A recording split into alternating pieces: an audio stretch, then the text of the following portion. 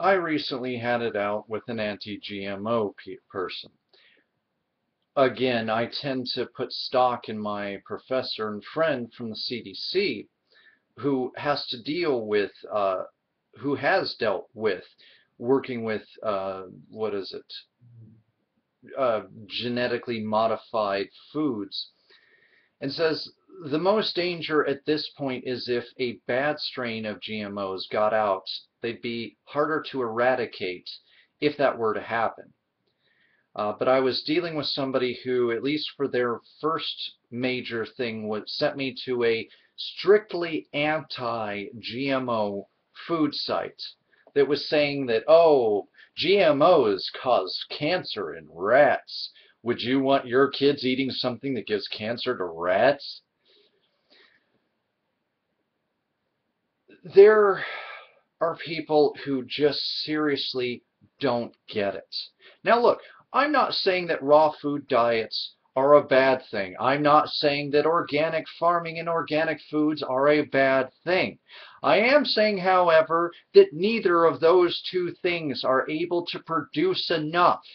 Even if we didn't go vegan at this point, all of us, the world, their kind of farming cannot produce enough food, period, to be able to to be able to feed the world's populations. And don't give me that Africa crap. Because we've been sending GMOs over to Africa. The problem is they're not accepting it because they've been told by people like Greenpeace that these are frankenfoods, that they're not really nutritious, that this is anti-vaccination wrapped up into a food discussion. It absolutely is.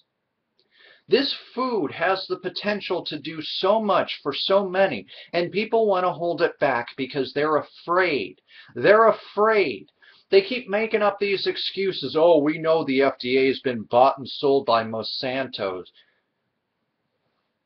Gee, I just keep getting these itches. I mean, dang. Sorry, I know it's unprofessional of me to itch my face on camera, but sometimes I just can't help it. But today came somebody who was on their side of the anti-GMOs, who's finally taken a look at the science and finally lamented. Anti-GMO crusader, I was wrong. Mark Lannis, science convinced me to stop fighting GMO crops. And I'll also have a link down to NPR interview where you can hear for himself him talking about his reasoning.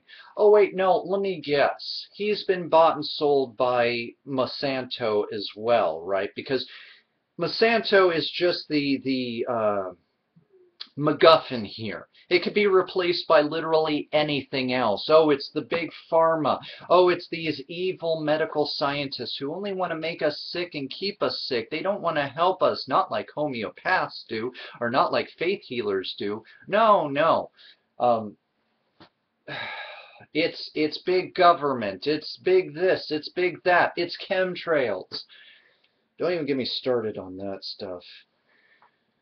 Okay. In the 1990s, environmental activist Mark Linus helped start the anti-GMO movement, fighting against genetically modified food crops. But now he's done a complete 180, telling the Oxford Farming Conference earlier this month that he was wrong to, quote, demonize an important technological option which can and should be used to benefit the environment. The environment. I'm saying that twice because I'm, again, once more, very extremely sick and tired of hearing people saying that, oh, GMOs are killing the environment when they're not killing people. And when I ask for their sources, where do they send me to? Oh, of course, natural news, or something with the word natural in it, with little recommended articles on the side talking about the evils of vaccinations and the cancers and the tumors that high fructose corn syrup as well as GMOs have been linked to. then when you look at this junk data, when you look at this junk science, and that's all it is, stop. Okay? One of your founders has seen the light here.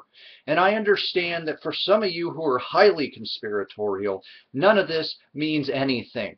The fact that I'm not being paid off by Monsanto's to say this stuff is a conspiracy in and of itself. The lack of a conspiracy is the conspiracy, in other words. He now believes genetically modified foods can help us be more sustainable and can help feed the world and increase health and in developing countries. I will read that again because it bears repeating. Can help feed the world and increase the health in developing countries. Again, for those of you who say that I don't seem to care about third world countries, you can just roll up that little comment, roll it up good and tight, and shove it where the sun don't shine. In an interview, he tells NPR it was science, okay, not pseudoscience, science, that changed his mind. When I started off as an anti-GMO activist, I was very much in an ideological position. I was scared of the new technology. You know, it just seemed to be messing with the basic building blocks of life, he explained. But as he studied climate change and the scientific method, he realized he was actually being anti-science. Once more, I'm going to repeat that for those of you who might be a little hard of hearing or selective hearing. He realized he was being, quote, actually being anti-science in the way I was talking about GMOs. He now believes we need, quote, more biotech crops because they can potentially be an enormous boon environmentally, and specifically mentions controversial vitamin A enriched rice that could be used to save lives in South Asia, if only activists would allow it to be produced. I'm going to link you down in the underbar to this article, as well as the NPR interview, just in case, oh, newsers must be in the pocket of Monsanto's, or whatever shadow government agency you want to put there, because, yes, GMOs are brainwashing us, that they're sterilizing us to make us weaker, so they can herd us into Obama's FEMA work death camps. Yeah, it doesn't sound so much fun when it's said out loud, now does it? Because it's not fun. I'm sick and tired of people standing in the way of progress or standing in the ways of things that are tried and true and pointing to things that are not tried and true, like the anti-vaxxers, who will, in a way, at times try to push for homeopathic vaccines versus actual vaccines that we know work. Trying to claim that, oh, but there's no side effects. Yeah, that's because there's nothing that is actually active as far as ingredients. It's a sugar pill. It's water when we're talking about homeopathy. But no, those things that have no clinical trials, that have nothing behind it, those are the real medicines. Those are the secrets your doctors don't want you to know. You know, things Big Pharma doesn't want you to know.